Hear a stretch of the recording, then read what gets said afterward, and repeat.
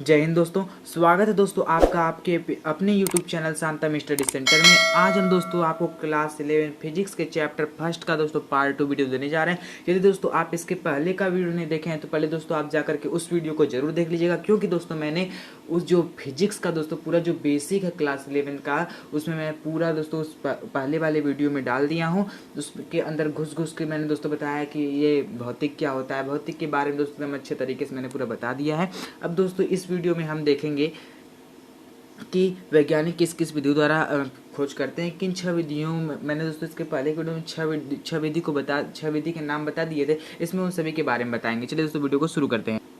देखिए दोस्तों, ये जो फिजिक्स है, फिजिक्स का दोस्तों ये पार्ट 2 है, ठीक है। और दोस्तों ये क्लास 11 फिजिक्स का पार्ट 2 है। यदि दोस्तों हमें दोस्तों 95% बैच लेकर के चलना है, ठीक है। यदि दोस्तों आप लोग पहले दोस्तों यदि दोस्तों आप सब अपना एक गोल डिसाइड नहीं किए हैं तो पहले दोस्तों आप सब अपना गोल डिसाइड करिए, क्योंकि दोस्तों यदि आपका कोई एम यानी यदि आपका कोई लक्ष्य नहीं रहेगा तो आपका पढ़ना लिखना सब कुछ बेकार है, ठीक है। यदि दोस्तों आप अपना लक्ष्य सेट करके चलेंगे तो आपके माइंड में हमेशा रहेगा कि भाई हमको इतना लक्ष्य लेकर के, यानी मेरा जो लक्ष्य इतना परसेंटेज मुझे लेकर के आना है ताकि मेरे पूरे ज़िले में नाम हो, पूरे उत्तर प्रदेश में नाम हो, ठीक है, और मेरे स्कूल कॉलेज में नाम हो, ताकि मैं अपने मम्मी पापा का नाम रोशन कर सकूँ, ठीक है दोस्तों। इसलिए दोस्तों यदि आप क्लास 11 में पढ़ रहे हैं तो दोस्तों आप अभी से अपना लक्ष्य सेट करके चलिए, ठीक है।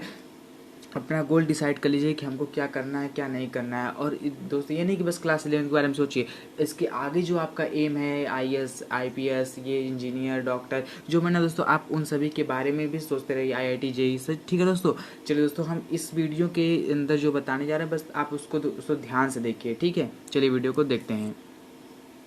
देखिए दोस्तों, मैंने बताया था कि वैज्ञानिक विधि से सम्मिलित अनेक अंतः संबंध पर निम्न प्रकार के हैं। यानी दोस्तों जो वैज्ञानिक विधि है वह बहुत प्रकार के यानी निम्न प्रकार की हैं, यानी कि जो 6 प्रकार हैं दोस्तों वैज्ञानिकों के, वह उसी के बारे में दोस्तों हम चर्चा करेंगे। यानी किस किस विधियों के द्वारा वैज्ञानिक अपने खोज को करते हैं, कैसे कैसे अपनी प्रक्रिया को आगे बढ़ाते हैं, जिसके कारण उनका सिद्धांत सही होता है। तो यदि उनका सिद्धांत सही होता है तो बुक किताब में उनके सिद्धांत को छाप दिया जाता है। चलिए दोस्तों पहला नियम देखते हैं। वैज्ञानिक विधि का दोस्तों पहला नियम क्या कहता है? व्यवस्थित प्रेक्षण। दोस्तों व्यवस्थित प्रेक्षण का मतलब समझिए पहले, यानी कि व्यवस्थित प्रेक्षण दोस्तों पहला हमारा वैज्ञानिक विधि का सबसे पहला पद है। जो व्यवस्थित प्रेक्षण है वैज्ञानिक विधि का सबसे पहला पद है घटना का वास्तविक प्रेक्षण एवं उसका मापन। यानी दोस्तों वैज्ञानिक विधि का सबसे पहला पद कौन सा है? घटना का व्यवस्थित प्रेक्षण एवं उसका मापन, ठीक है दोस्तों। अब इसका दूसरा नियम जो है उसको समझते हैं। परिकल्पना। यानी दोस्तों परिकल्पना क्या है, पर उसको समझ। परिकल्पना का मतलब क्या हो दोस्तों पता है? यानी व्याख्या करना। यानी दोस्तों व्यवस्थित प्रेक्षण में क्या हुआ, वैज्ञानिक लोग किसी भी चीज़ को क्या करते हैं, देखते हैं, देखने के बाद उस पर क्या करते हैं, मानी कि उस पर व्यवस्थित प्रेक्षण करते हैं, उस पर प्रयोग करते हैं। जैसे दोस्तों मान लेते हैं इंद्रधनुष जब उगता है, जब इंद्रधनुष रेनबो दोस्तों, इंद्रधनुष आप सब लोग देखे होंगे। तो दोस्तों इंद्रधनुष जो उगता है तो इंद्रधनुष किस कारण उगता है, क्यों उगता है, ठीक है, यानी कि कौन सा कारण है किसके कारण ये उगा। तो दोस्तों यही जानने के लिए तो पहला पॉइंट ये लोग क्या करते हैं, व्यवस्थित प्रेक्षण करना पड़ता है, यानी इस पर प्रेक्षण करना पड़ता है, यानी कि क्या है इसके बारे में पहले इसको समझना पड़ता है, प्रेक्षण करना पड़ता है। फिर दोस्तों दूसरा हमारा नियम कहता है परिकल्पना। परिकल्पना का मतलब समझिए दोस्तों, इसकी व्याख्या करनी पड़ती है, यानी इसके बारे में पूरा संपूर्ण जानकारी प्राप्त करना पड़ता है, ठीक है। देखिए तो व्यवस्थित परिकल्पना क्या है, व्यवस्थित प्रेक्षण एवं मापन के बाद घटना का व्याख्या की आवश्यकता पड़ती है। यानी जो घटना है दोस्तों इसकी व्याख्या की पूरी आवश्यकता पड़ती है कि आप जहाँ जाएंगे, यानी जब दोस्तों वैज्ञानिक लोग यानी कि बताना होगा ना आप इसके बारे में क्या क्या जानते हैं, तो उसके बारे में दोस्तों बताते हैं सब लोग, ठीक है। तो वही परिकल्पना का मतलब हो गया व्याख्या करना। अब दोस्तों इसका जो ये दोस्तों देखिए तीसरा पॉइंट दोस्तों इसका ये है, ठीक है, गलती दोस्तों मैंने इसके ऊपर लिख दिया है। तो दोस्तों तीसरा पॉइंट हमारा था नियंत्रित प्रयोग, ठीक है। तो दोस्तों नियंत्रित प्रयोग क्या होता है उसके बारे में हम पहले समझेंगे। दोस्तों नियंत्रित प्रयोग जो हमारा कहता है कि इस परिकल्पना के आधार पर अनेक नियंत्रित प्रयोग कर आंकड़े एकत्र किए जाते हैं। यानी दोस्तों जो ये परिकल्पना है ना, यानी तो इसकी जो परिकल्पना थी, हमारा दूसरा पॉइंट क्या था, परिकल्पना। तो इसी परिकल्पना के आधार पर नियंत्रित प्रयोग किए जाते हैं, यानी कि दोस्तों एक निश्चित मात्रा में क्या किया जाता है, एक प्रयोग किया जाता है जिसके कारण यानी अपने से एक सिद्ध कर सके, यानी प्रयोग द्वारा उसको देखा जाता है क्या यह नियम इनका सही है या गलत है, ठीक है। फिर दोस्तों इसका चौथा पॉइंट हमारा कहता है गुणात्मक तथा मात्रात्मक मापन। ठीक है। तो चौथा, नियंत्रित प्रयोग से प्राप्त आंकड़ों एवं व्यवस्थित प्रेक्षणों की गुणात्मक एवं मात्रात्मक विवेचना कर अनेक निष्कर्ष प्राप्त किए जाते हैं। यानी दोस्तों जो नियंत्रित प्रयोग है ना, नियंत्रित प्रयोग करने के बाद यानी जो उसका प्रयोग होता है, यानी कि कैसे कैसे घटना हुई, तो इसका दोस्तों जब ये लोग प्रयोग करते हैं, प्रयोग करने के बाद इसके गुण को निकालते हैं। यानी प्रयोग करने के बाद इसका कौन सा गुण निकल रहा है। यानी दोस्तों किसी भी चीज़, यदि कोई भी चीज़ होता है तो उसका कुछ गुण होता है, तो कुछ उसका अवगुण जरूर होता है, ठीक है। तो उसके गुण को निकालते हैं, इसका जो गुण क्या है उसके बारे में समझते हैं। तो दोस्तों चौथे में क्या करते हैं, इसके गुणों के बारे में बताते हैं, ठीक है। चलिए इसके आगे देखते हैं 5वां पॉइंट। इसके 5वें पॉइंट के बारे में एकदम अच्छे तरीके से समझ लेते हैं, ठीक है। देखिए दोस्तों इसका 5वां पॉइंट कहता है गणितीय प्रतिरूपण। गणितीय प्रतिरूपण क्या होता है, यानी दोस्तों जो विवेचना का मतलब समझे क्या कर रहा है। इसके पहले जो गुणात्मक तथा मात्रात्मक विवेचना जो पढ़े थे, उसके बाद क्या होता है उसके बारे में बता रहा है, ठीक है। विवेचना से प्राप्त इसका जो हम विवेचना करके जो निष्कर्ष निकालते हैं, जो हमने बताया इसका जो कुछ गुण होता है तो कुछ और गुण होता है, जब उसको निकाल लिया जाता है तो उसी को गणितीय प्रतिरूप यानी गणित में क्या परिवर्तित करके उसको सरलतम रूप देने का प्रयास किया जाता है, ठीक है। फिजिक्स में दोस्तों आपको न्यूमेरिकल हर जगह मिलेगा, ठीक है। इसीलिए कह रहा है गणित में क्या करते हैं, परिवर्तित करके इसको सरलतम रूप देने का प्रयास किया जाता है। अब दोस्तों इसके हम इसका 5वां पॉइंट तो दोस्तों हमने पढ़ लिया। अब इसके 6वां पॉइंट, सबसे लास्ट वाला पॉइंट पढ़ते हैं। 6वां पॉइंट कर लेंगे तो इनका सिद्धांत सही हो जाएगा। देखिए सिद्धांतों का सत्यापन करना, यानी दोस्तों इनके सिद्धांतों को क्या किया जाता है, सत्यापित कैसे करते हैं उनके बारे में समझते हैं। दोस्तों इसके पूरे कहने का मतलब क्या है मैं आपको बता देता हूँ, उसके बाद इसके परिभाषा को समझा देता हूँ, ठीक है। मान लेते हैं दोस्तों इनकी मीटिंग हुई, ठीक है। मैंने इसके पहले एक वीडियो में बता दिया एकदम अच्छे तरीके से, ठीक है। मीटिंग हुई तो यहाँ पे जो साइंटिस्ट है, ठीक है, जो वैज्ञानिक है, अपने सिद्धांतों को क्या करेगा, सत्यापित करेगा। सत्यापित करके इन सभी लोगों को दिखाएगा कि देखिए मेरा सिद्धांत सही है, ठीक है। पर अगर इनमें से यदि कोई भी यदि इनका अवगुण निकाल लिया, यदि इनका कोई भी कमी निकाल लेते हैं, इनका सिद्धांत गलत हो जाएगा। लेकिन यदि इनका सिद्धांत सही निकल गया, अपने सिद्धांत को सत्यापित कर दिए इन्होंने, तो क्या होगा कि यदि सत्यापित कर लेंगे, सत्यापित करने के बाद इनके सिद्धांत में जो थोड़ा मोड़ा कमी है उसको संशोधन कर दिया जाएगा। संशोधन करने के बाद इसको बुक कॉपी में छाप दिया जाता है। यही दोस्तों किया जाता है 6वें पॉइंट में। अब इसको परिभाषा को समझ लीजिए आप।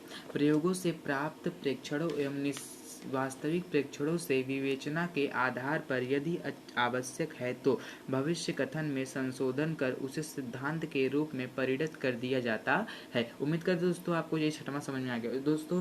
तो देखिए हमने यानी वैज्ञानिक लोग किसी भी यदि चीज़ को खोजते हैं तो कितनी चीज़ों का काम करना पड़ता है, उनको 6 चीज़ों का काम करना पड़ता है। पहला क्या है, व्यवस्थित प्रेक्षण एवं उसका यानी पहला व्यवस्थित प्रेक्षण है। दूसरा क्या है, दूसरा है दोस्तों हमारा परिकल्पना है। फिर तीसरा दोस्तों हमारा वास्तविक प्रयोग है। उसके बाद दोस्तों चौथा हमारा क्या है बताइए दोस्तों, चौथा हमारा गुणात्मक तथा मात्रात्मक मापन है। 5वां क्या है दोस्तों, हमारा गणितीय प्रतिरूपण है। फिर 6वां आता है हमारा सिद्धांतों का सत्यापन। यही 6 काम कर लेंगे दोस्तों तो इनका सिद्धांत क्या होता है, सही हो जाता है। यदि इनका सिद्धांत सही हो जाता है तो इनको क्या कहते हैं, डोगमा। यदि इनका सिद्धांत गलत हो जाएगा तो क्या कहेंगे, हर्सी। इसके पहले की वीडियो में दोस्तों मैंने एकदम अच्छे तरीके से बता दिया है। यदि दोस्तों आप इसके पहले की वीडियो नहीं देखें तो पहले आप इसके पहले का वीडियो देखिए, उसके बाद ही पार्ट 2 देखिएगा, ठीक है। अब दोस्तों हम इसके बारे में समझते हैं कि ये हर्सी क्या होता है, डोगमा क्या होता है। इसके बारे में समझेंगे, पूरा फुल परिभाषा में समझेंगे, ठीक है। चलिए आगे देखते हैं।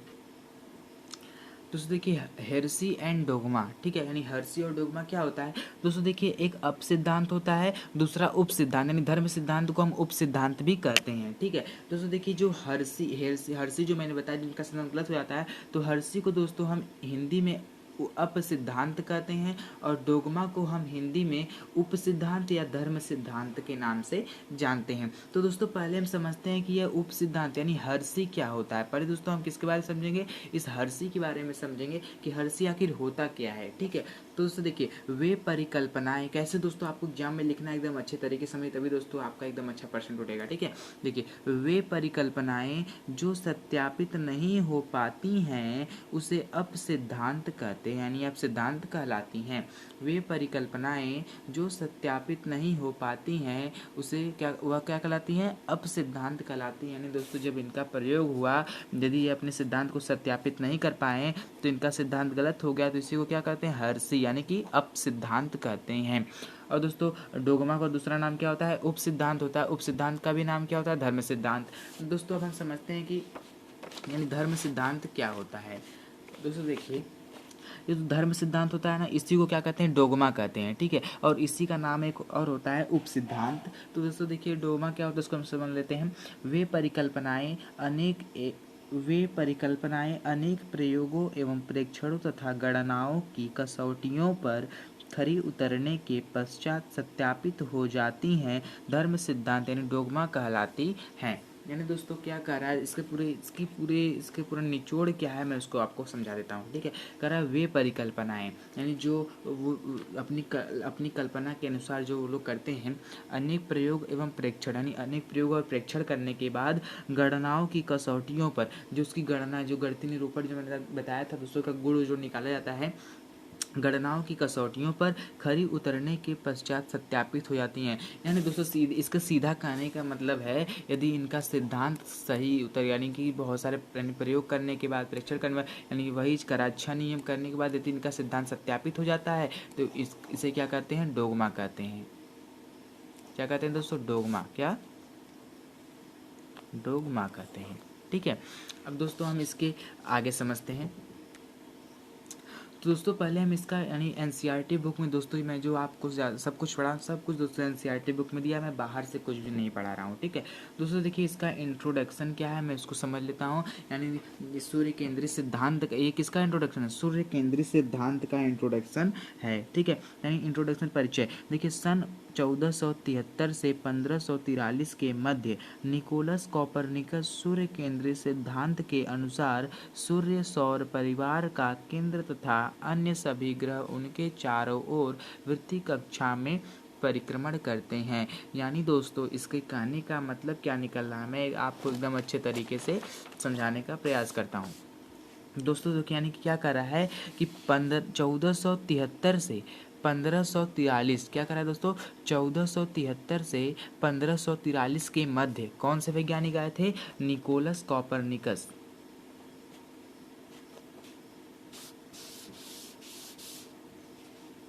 Nicholas Copernicus.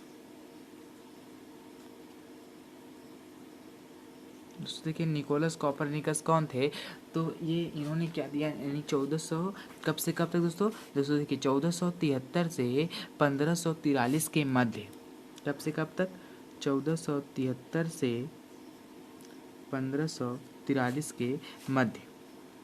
तो क्या हुआ दोस्तों, जो निकोलस कॉपरनिकस थे, ससुरा एक वैज्ञानिक था निकोलस कॉपरनिकस, वाह, ठीक है। ये क्या किया कि ये बताया कि जो सूर्य होता है वह एक जगह स्थिर होता है और जो उसके ग्रह होते हैं चारों तरफ चक्कर लगाते हैं, ठीक है। जब इसने ये बताया तो उस समय क्या था दोस्तों, मैं आपको पूरा पहले की बात को बता रहा हूँ, ठीक है। जब निकोलस 1473 से 1543 के बीच की बात बता रहा हूँ, तो जो ये निकोलस कॉपरनिकसवा जौन वैज्ञानिकवा था, ये क्या कहा कि सूर्य जो होता है केंद्र में स्थिर रहता है, सूर्य नहीं घूमता, कह रहा सूर्य स्थिर रहता है और जो ग्रह होते हैं वह चारों तरफ चक्कर लगाते हैं।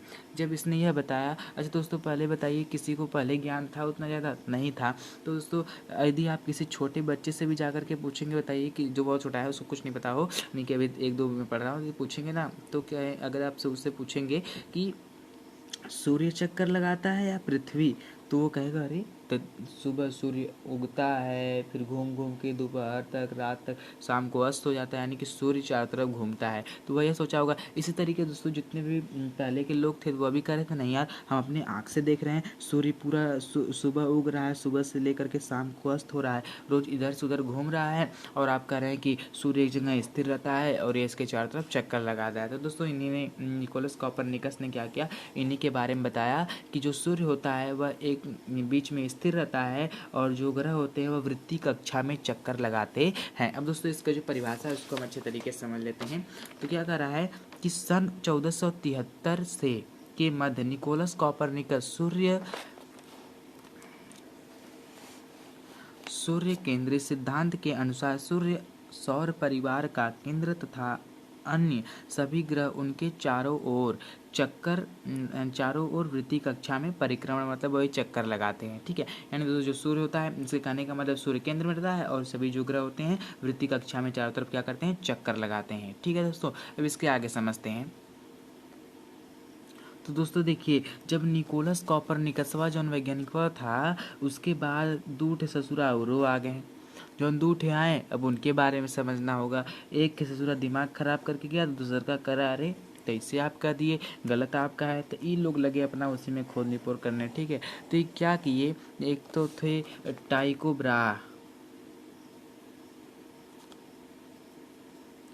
ब्रा थे, दूसरा कैप्लरवा था।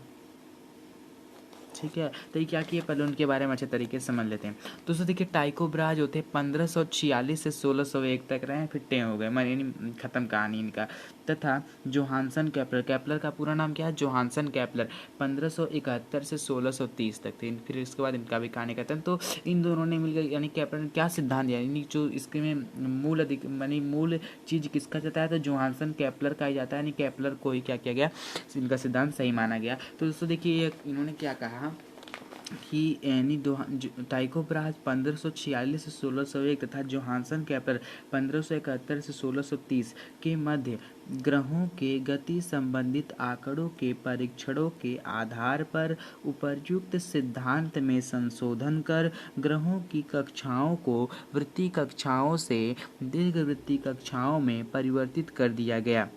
अब दोस्तों देखिए, इसके पूरा कहने का मतलब क्या है उसको समझिए। यानी दोस्तों टाइको ब्रा थे और जोहानसन कैप्लर के मध्य क्या हुआ कि ग्रहों के गति संबंधित आंकड़ों के परीक्षणों के आधार पर, यानी जो ग्रह जो दोस्तों गति संबंधित है, यानी उसके वह कैसे परिक्रमण करते हैं, उनके आधार पर यह ग्रह क्या किए, देखे, ताकि वहाँ पर जाकर के किस तरीके से ग्रह घूम रहे हैं, कैसे सूर्य के चक्कर लगा रहे हैं, उसको जाकर के इन्होंने वहाँ पर देखा और परीक्षण भी किया, परीक्षण किया। उसके बाद जो सिद्धांत उन्होंने निकाला था निकोलस कॉपरनिकस ने, तो उनके सिद्धांत में क्या किया, इन्होंने संशोधन कर दिया। संशोधन का मतलब होता है बदलाव कर दिया, उसको ठीक कर दिया, जो बिगड़ा था उसको ठीक कर दिया। ठीक है, संशोधन के आधार पर उपरोक्त सिद्धांत में संशोधन कर ग्रहों की कक्षाओं को, यानी संशोधन क्या किया था, जैसे दोस्तों आप अपना आधार कार्ड संशोधन कराते हैं, संशोधन का मतलब होता है उसको सही करना। ठीक है, तो जो निकोलस कॉपरनिकस थे, उन्होंने बताया कि जो सूर्य होता है वह केंद्र में होता है, ग्रह उसके चारों ओर क्या करते हैं, वृत्तीय कक्षा में चक्कर लगाते हैं। किसमें, वृत्तीय कक्षा में चक्कर लगाते हैं। जब कैप्लर और टाइको ब्रा गए वहाँ पे, तो जो दोस्तों के देखिए, उन्होंने गया वहाँ पे देखा कि जो सूर्य यहाँ पे बीच में है और ग्रह क्या है, चारों तरफ इसके चक्कर लगा रहे हैं। जब इन्होंने देखा ये पूरा सौर परिवार ही है, इसका सौर परिवार समझे होंगे दोस्तों, क्लास 6-7 में आप सब सौर परिवार को पढ़े होंगे। ठीक है दोस्तों, ये पूरा जो सौर परिवार है, तो सौर परिवार है और यहाँ पर क्या है, सूर्य है। तो दोस्तों इन्होंने देखा यह वृत्तीय कक्षा में बस केवल चक्कर नहीं लगाते हैं, दीर्घ वृत्तीय कक्षा, यानी को बहुत बड़ी कक्षा रहती है, उसमें ये सब पूरे घूमते हैं, वृत्तीय कक्षा में चक्कर लगाते हैं। तो बस उन्होंने क्या किया, जहाँ पर जोहानसन कैप्लर ने वृत्तीय लिखा था, बस यहीं पे उन्होंने क्या लगा दिया, दीर्घ लगा दिया। ठीक है, तो यही लटेगा करने के लिए दूसरे का वैज्ञानिक आएंगे कैप्लर और टाइको ब्रा, इन लोगों ने क्या किया, बस इनके सिद्धांत में थोड़ा सा संशोधन कर दिया, दीर्घवृत्तीय कक्षा में कर दिया, बस और कुछ नहीं किया। बस इन्होंने क्या, यानी कि इन दोनों का पूरा मूल सिद्धांत क्या निकला, जो जोहानसन यानी इसका कैप्लर का और टाइको ब्रा का मूल सिद्धांत निकला कि सूर्य केंद्र में होता है और ग्रह उसके चारों ओर चक्कर लगाते हैं, लेकिन किस कक्षा में, दीर्घवृत्तीय कक्षा में। बस यही उन्होंने बताया। ठीक है, अब दोस्तों इसके आगे समझते हैं। इस टॉपिक में मैंने दोस्तों ये जो यहाँ से जो मैंने इसको एरो मारा है, इसमें दोस्तों मैं आपको विज्ञान के बारे में बताऊंगा, यानी विज्ञान में क्या क्या डेली होता रहता है, यानी विज्ञान किस कारण मजबूत है, विज्ञान किस कारण टिका हुआ है, उसके बारे में हम इस यहाँ पे देखेंगे। ठीक है, नए नए प्रयोगों से नए सिद्धांतों की नींव पड़ती है, यानी जो नया नया जो प्रयोग होता है उसी से जो नया सिद्धांत है उसी का नींव पड़ता है। ठीक है, तो कह रहा है तथा नवीन सिद्धांत नए प्रयोगक्षणों के लिए भूमिका तैयार करते हैं, यानी जो नए जो सिद्धांत होते हैं दोस्तों वो नवीन, यानी जब नया सिद्धांत होगा तो उस पर बहुत सारे वैज्ञानिक प्रयोग करेंगे, जब प्रयोग करेंगे तो दोस्तों क्या होगा, उनकी भूमिका निभाएंगे, यानी बहुत हाईलाइट में आ जाएंगे। ठीक है, इस प्रकार हम कह सकते हैं कि विज्ञान क्या है, गतिशील है। ये नहीं गतिशील का मतलब विज्ञान ऐसे ऐसे चल रहा है, चल नहीं रहा है, यानी इस पर क्या होते हैं, हमेशा रिसर्च होते रहते हैं, हमेशा इस पर खोज चलता रहता है, यानी विज्ञान कभी रुकता नहीं। यदि मान लेते हैं आप इलेक्ट्रॉन की खोज कर रहे हैं ना, अब इलेक्ट्रॉन की खोज मान लीजिए कर लीजिए आप, तो ये नहीं कि इलेक्ट्रॉन खोज करके आप किए हैं ना, आप ही का अवगुण निकालने के लिए कोई दूसरा वैज्ञानिक आएगा, फिर जब ये करेगा तो इसका कोई दूसरा आएगा, ये करेगा तो इसका कोई दूसरा आएगा, ये करेगा तो इसका कोई, यानी दोस्तों अब दुनिया में कोई चीज़ परफेक्ट है ही नहीं। यदि आप किसी भी चीज़ को खोजेंगे ना तो उसमें कुछ न न कुछ अवगुण जरूर निकलेगा। यही दोस्तों इसमें इस हेडिंग में मैंने आपको बताने का प्रयास किया। दोस्तों दुनिया में क्या है, कोई भी चीज़ परफेक्ट नहीं है, यदि आप उसमें निकालेंगे तो कुछ न कुछ अवगुण जरूर निकलेगा, ठीक है ना। अब दोस्तों कह रहा है कि अब नोट में समझ लेते हैं, यानी कि गतिशील, यहाँ कोई भी सिद्धांत का अंत नहीं है, यही दोस्तों कह रहा है। यानी दोस्तों जो यहाँ पर जितने भी सिद्धांत है इसका कोई भी अंत नहीं है। आप कोई भी चीज़ की खोज करिए, कोई भी चीज़ का सिद्धांत निकालिए, उसका अंत नहीं है, उस पर रिसर्च चलते रहेंगे, हमेशा रिसर्च चलते रहते हैं। विज्ञान कभी रुका नहीं रहता, हमेशा कुछ न कुछ खोज करने का प्रयास करता ही रहता है। अब दोस्तों नोट में समझ लेते हैं कि फिजिक्स को हम संस्कृत भाषा में क्या कहते हैं और फिजिक्स को इससे इंग्लिश में क्या कहते हैं, फिजिक्स को हिंदी में क्या कहते हैं। तो जो दोस्तों जो फिजिक्स है ना, फिजिक्स देखिए संस्कृत में प्राकृतिक शब्द के लिए भौतिक शब्द का प्रयोग किया जाता है। यानी भौतिक विज्ञान को संस्कृत में क्या कहते हैं, प्राकृतिक शब्द के लिए, यानी प्राकृतिक शब्द संस्कृत में प्राकृतिक शब्द के लिए भौतिक शब्द का प्रयोग करते हैं। अब इसी आधार पर, यानी इसी के प्रकृति के आधार पर फिजिक्स को भौतिक विज्ञान या फिर भौतिकी कहते हैं। यानी दोस्तों फिजिक्स को क्या कहते हैं, भौतिक विज्ञान कहिए या फिर आप इसको भौतिकी कहिए, भौतिक मत कहिएगा, भौतिकी कहते हैं, ठीक है।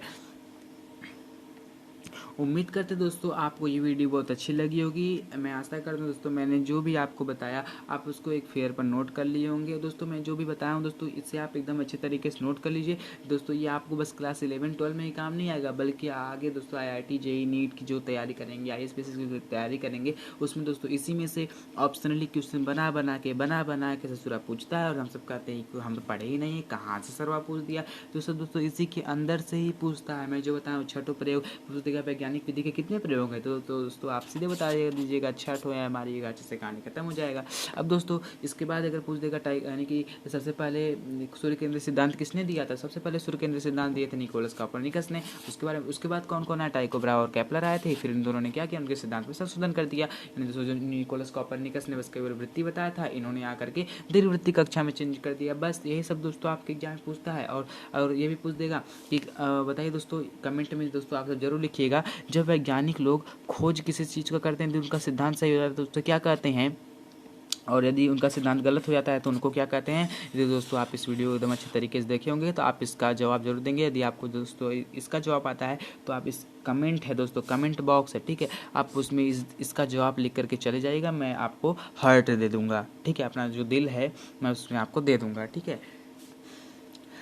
उम्मीद करते हैं दोस्तों आपको ये वीडियो अच्छी लगी होगी। यदि दोस्तों आपको ये वीडियो अच्छी लगी हो तो दोस्तों आप इस वीडियो को लाइक कीजिए, शेयर कीजिए, कमेंट कीजिए और चैनल को सब्सक्राइब कर दीजिए, ताकि मैं दोस्तों जो डेली वीडियो बनाऊँ उसका नोटिफिकेशन आपके मोबाइल पर पहुंच जाए और आप दोस्तों तुरंत उस वीडियो को देख करके अच्छे नॉलेज को इकट्ठा करते सकें, ताकि दोस्तों आप अच्छे पोस्ट पर जा सकें और अच्छी तैयारी कर सकें और अच्छा परसेंटेज ला सकें। जय हिंद दोस्तों।